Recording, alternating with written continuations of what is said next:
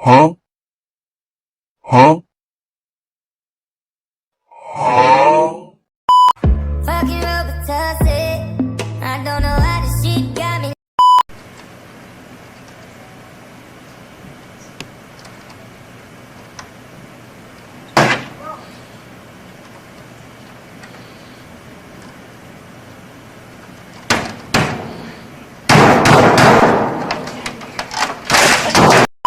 So I know you care. Bring it over to my place. You don't know what you do. Assalamualaikum warahmatullahi wabarakatuh.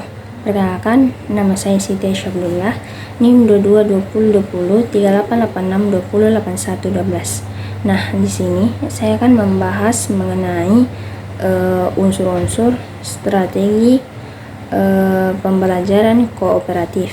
Nah, menurut Lundgren dalam Isjoni mengemukakan unsur-unsur dalam pembelajaran kooperatif. Yang pertama, para siswa harus memiliki persepsi bahwa mereka tenggelam atau berenang bersama.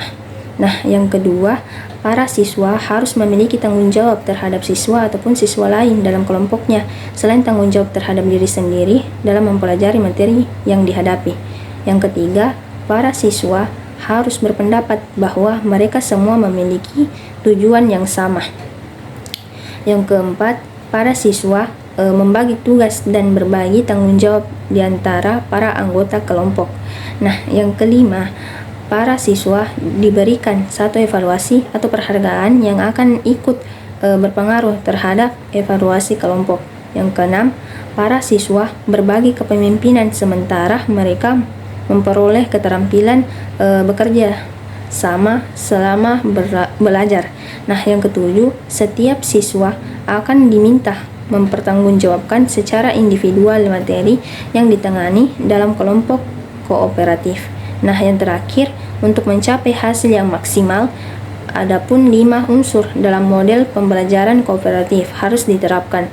5 unsur tersebut adalah, yang pertama itu positif interdependen atau saling ketergantungan positif. Nah, unsur ini menunjukkan bahwa dalam pelajaran kooperatif ada 2 pertanggungjawaban kelompok. Yang pertama, mempelajari bahan yang ditugaskan kepada kelompok. Kedua, menjamin semua anggota kelompok secara individual mempelajari bahan yang ditugaskan tersebut. Nah, yang kedua, personal responsibility atau tanggung jawab perseorangan. Nah, pertanggungjawaban ini muncul jika dilakukan pengukuran terhadap keberhasilan kelompok atau tujuan pembelajaran kooperatif adalah membentuk semua anggota kelompok menjadi pribadi yang kuat. Tanggung jawab perseorangan adalah kunci untuk menjamin semua anggota yang diperkuat oleh kegiatan belajar bersama. Artinya, setelah mengikuti kelompok belajar bersama, anggota kelompok harus dapat menyelesaikan tugas yang sama. Yang ketiga, face-to-face promotive interaction atau interaksi promotif. Unsur ini penting karena dapat menghasilkan saling ketergantungan positif.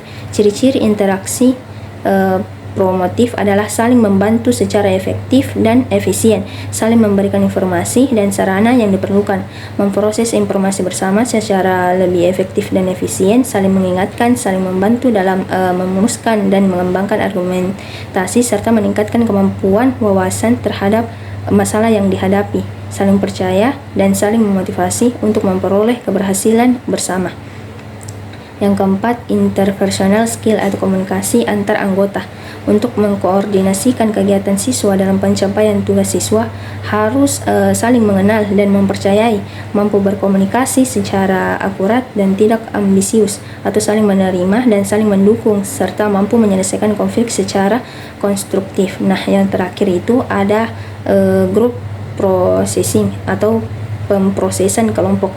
Nah, pemprosesan mengandung arti menilai atau melalui pemprosesan kelompok dapat diidentifikasi dari urutan atau tahapan kegiatan kelompok dan kegiatan dari anggota kelompok. Siapa di antara anggota kelompok yang sangat membantu dan siapa yang tidak membantu. Tujuan pemprosesan kelompok adalah meningkatkan efektivitas anggota dalam memberikan kontribusi terhadap kegiatan kolaboratif untuk mencapai tujuan kelompok. Ada 2 tingkat pemprosesan, yaitu kelompok kecil dan kelas serta keseluruhan. Nah, mungkin itu saja yang bisa saya sampaikan. Lebih dan kurangnya mohon dimaafkan. Syukran katsiran ala ihtimaikum. Wassalamualaikum warahmatullahi wabarakatuh.